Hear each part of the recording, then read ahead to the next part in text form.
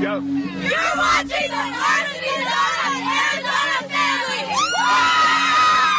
Well, back on the extra point, you know, Elliot, what makes a Friday night so special is a chance to go around our great state, see the communities rally around their local high school football teams. Yeah, and we all know it's been a difficult week in Globe with the community devastated by flooding, and as families try to put their lives back together, tonight a chance to take a deep breath and cheer on their beloved Tigers on the football field. Globe trying to move their record above 500 on the year, hosting a Pima Roughriders team making the trip in from the eastern part of Arizona. And the Roughriders looking pretty smooth early on. Joe Palmer cruising on into the end zone from 15 yards out. 8-0 Pima after the 2-point conversion. The Roughriders not just getting it done on offense either. Globe trying to get the punt off. It is blocked, recovered by Pima. The Roughriders score shortly after.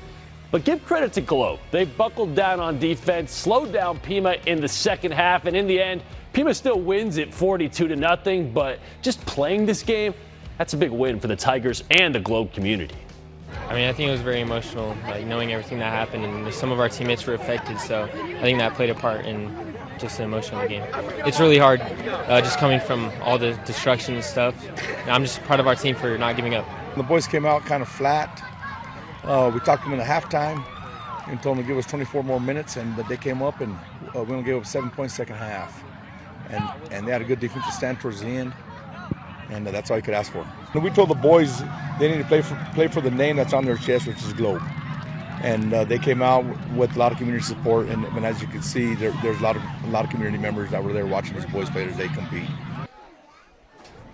All right, back in Phoenix, big-time showdown in the 4A Desert Sky region. A battle of 5-0 teams. Combs making the trip in from the East Valley to take on Arcadia. Jordan Barnes returned the opening kickoff to the 2, and quarterback Zach Smith plunges it into the end zone, 7-0. Now, after an interception, it's Smith looking and finding Connor Cams in the end zone for a Titan touchdown, 14-0. And then Smith looking, and he's going to put it up for Grayson McIntosh. The receiver is out at the 1, and Smith would sneak in another touchdown. Arcadia up 21-0. More Arcadia as Jax Ashley. He's going to take the swing pass, and here goes Jax Ashley around the corner. Now he's in almost his own end zone. He breaks the tackle. Is this a candidate for the play of the year? It might be. Jax Ashley down the sidelines to the house, and Arcadia rolls in this thing 37-0 to remain undefeated. That's a statement W by the Titans. Battle North Scottsdale tonight. Desert Mountain, a game up on Cactus Shadows in the 5A Northeast Valley region.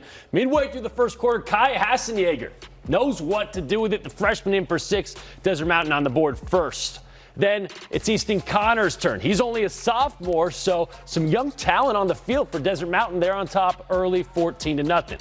Cactus Shadows with the answer. Donovan Dixon on the quarterback keeper, gets to the outside, and he cuts the deficit in half for the Falcons. But Desert Mountain, one of the better 5A teams for a reason. Grant Garduno to a wide open Evan Dowd for the score, and Desert Mountain, the Wolves win big, 49-20. Well, our coverage continues with our eye in the sky. Marquee matchup in the West Valley. Canyon View hosting Desert Edge in a 5A Desert Region showdown. Desert Edge driving. Blake Roscoff rifles one in for the first down, but the Scorpions are turned away in the red zone as Canyon View forces a fumble. Malachi Robertson clogs up the gat and knocks it loose. Reese Landis recovers, but the Scorpions of Desert Edge are tough to keep out of the end zone. They strike on the very next series. Roscoff finds Travion Dixon in double coverage. The catch, the move, the speed, the house. Desert Edge is talented. Final score 29-21, a close one. But Desert Edge pulls this one out. Yeah, Desert Edge could be playing in the open at the end of the year. Another big-time showdown in the 5A Desert West region. 4-1 Millennium hosting the 4-1 Verado Vipers. This one was a back-and-forth slugfest. Trouble with the snap here, and the Verado defense on the spot, but that was about all the defense in this game. It was a high-scoring affair as Millennium, they hold on to beat Verado 45-38. Hey, the West Valley was the place to be tonight in the Chopper. Another huge showdown. 5-0 Estrella Foothills visiting fellow 5-0 Yonker. Estrella Foothills punting from their own end zone. Larry Moore Jr. catches the line drive. Look at him moving and grooving and returns it inside the red zone. And that's going to set up the next play. Jeremiah Garcia is going to find Moore Jr. on a crossing route. He's going to keep his feet in bounds and jump into the end zone. That's a touchdown. The Roughriders go on top 28-14 and go on to win it.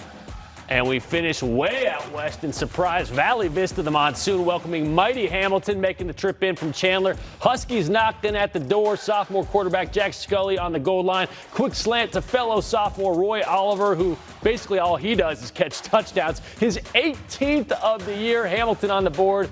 Could they go to 6-0? Well, the final score, we don't know it, but right now Hamilton scoring in these highlights. Oh, there we go. Valley Vista 54-0. 54-0 Hamilton. Yeah, there we go. All right.